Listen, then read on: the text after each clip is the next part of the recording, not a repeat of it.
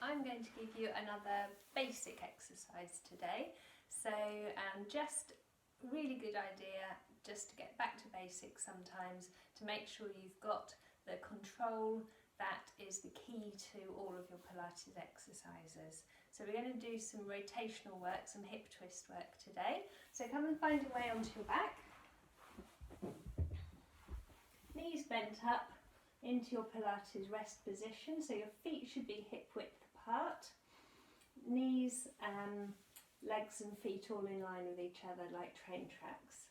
Okay, pelvis needs to be in a neutral position. You should know this by now, but just try a little backward pelvic tilt into the floor, so you flatten your back into the floor, arch it up, flatten it down, and then come and rest with it in the halfway position, which is your neutral spine.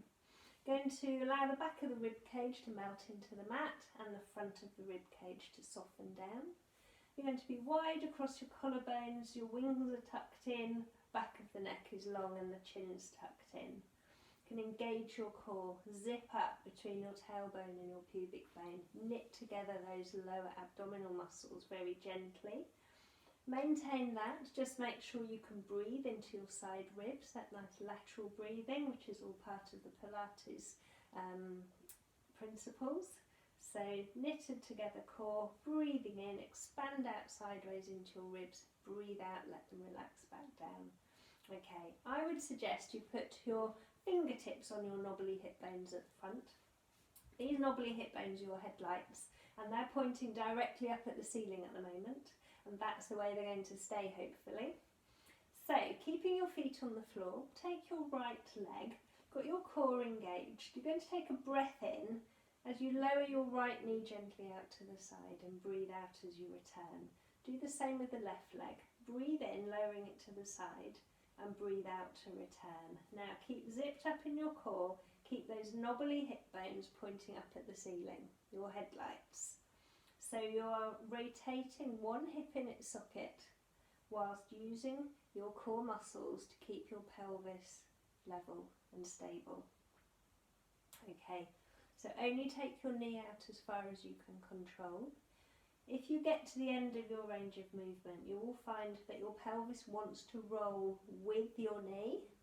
So you're going to use your muscles to keep the back of your pelvis firmly velcroed to the mat as your knee goes out to the side, comes back to the centre.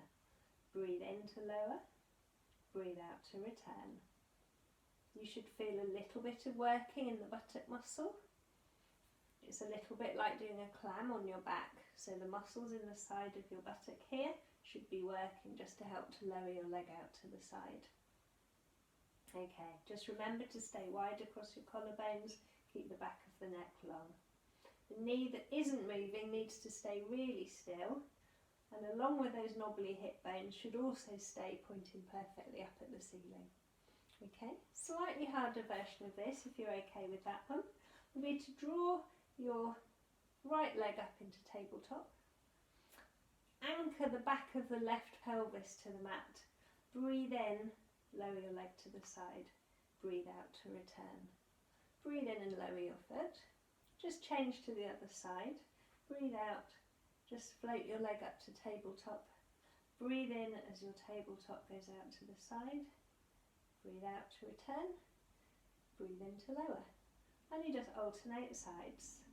So you have to imagine the back of your pelvis is glued to the mat or velcroed to the mat. Those knobbly hip bones shouldn't waver at all. Headlights stay pointing perfectly up to the ceiling. The other knee should stay really still. So you've just got one hip rotating in its socket.